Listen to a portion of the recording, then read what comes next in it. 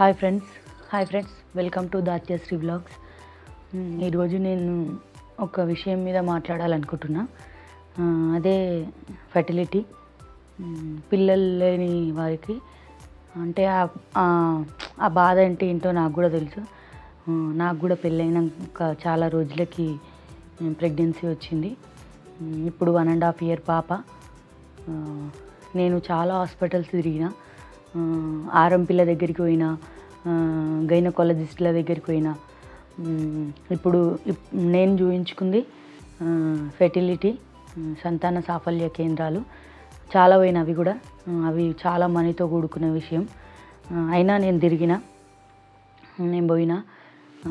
Ma'am ఐవీఎఫ్కి వెళ్ళిన. Ma'am ఐవీఎఫ్లో file మనకి ఇయ్యరు, వాళ్ళ దగ్గరనే ఉంచుకుంటారు. నేను 49కి పోయినా. 49కి పోయినా. 49లో కూడా నేను ఐఏజీలు చేయించుకున్నా. ఐవీఎఫ్ ఒక్కసారి చేయించుకున్నా, ఫెయిల్ అయింది. అది నా ప్రాబ్లము. ఎక్కడో మనకు అంత అవగాహన ఉండదు. నేను తర్వాత మార్ఫాలజీ సికింద్రాబాద్ మార్ఫాలజీ పోయినా. 49 కూడా సికింద్రాబాదే. మార్ఫాలజీ ఏమంటారు, అపోలో హాస్పిటల్ ఎదురుగా గల్లీలో ఉంటుంది మార్ఫాలజీ. కస్తూరి మేడం హాస్పిటల్, కస్తూరి హాస్పిటలే, పేరు కూడా కస్తూరి హాస్పిటలే. అక్కడికి పోయినా. అక్కడ యూఐలు చేయించుకున్నా. నాకు అంత యూజ్గా అనిపించలేదు. చాలా చోట్లు తిరిగిన నేను, చాలా దగ్గరికి పోయినా. నాకు ఏడా అంత మంచిగా అనిపించలేదు. నాకు సహకరించలేదు, నా బాడీ సహకరించలేదు. నేను లాస్ట్కి పద్మజ సంతాన సాఫల్య కేంద్రం కరీంనగర్ కూడా పోయినా. అక్కడ ఏమంటే ఫుల్ సమ్మర్లో, చాలా ఎండాకాలం అప్పుడు అయినా పోయినా. అయితే ఆమె ఏమన్నదంటే, సమ్మర్ కదా, వర్షాకాలం రండి, సమ్మర్ అయిపోయాక రండి అని అన్నది.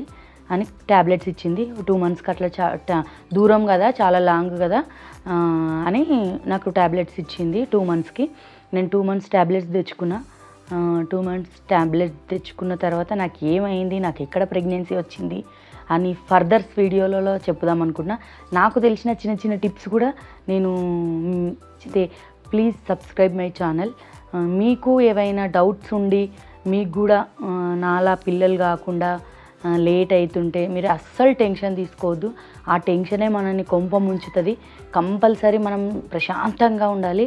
నేను ఫర్దర్స్ వీడియోలలో చాలా టిప్స్ వచ్చింది. నాకు ఎక్కడ ప్రెగ్నెన్సీ వచ్చింది, మా బేబీ ఎక్కడ పుట్టింది, నా 1st month నుండి 9th month వరకు నేను ఎక్కడ ట్రీట్మెంట్ తీసుకున్నా, ఏమేమి అయింది అంతా నేను ఫర్దర్ వీడియోలలో చెప్పాలనుకుంటున్నా.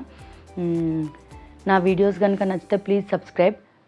మీకు ఏమైనా డౌట్స్ ఉన్నా కానీ కొంచెం నేను చెప్తాను అనుకుంటున్నా.